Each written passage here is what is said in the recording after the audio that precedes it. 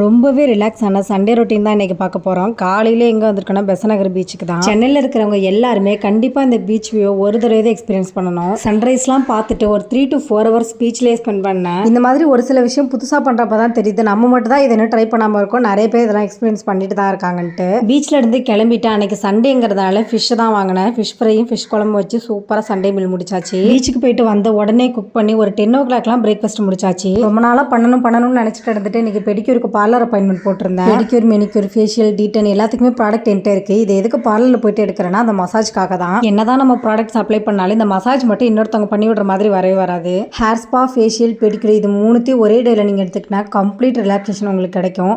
இந்த மசாஜுக்காகவே என்கிட்ட every month ரெகுலராக சர்வீஸ் எடுத்துக்கிறவங்க நிறைய பேர் இருக்காங்க. நியூ ஐடியா அன்லாக்ட் அப்படிங்கிற மாதிரி இந்த வாட்டர் மெலன் டிஃப்ரெண்ட் ஷேப்பில் கட் பண்ணி பார்த்தா நல்லா தான் இருந்துச்சு. எப்பயுமே சண்டேவை லேட்டாகவே ஆரம்பிச்சு இந்த வீக் எனக்கு 2 o'clockல எல்லா ஒர்க்குமே முடிஞ்சிருச்சு. அதுக்கப்புறம் கம்ப்ளீட்டாக ரெஸ்ட்டு தான். நெக்ஸ்ட் ஒரு vlogல பார்க்கலாம். டாடா பாய்.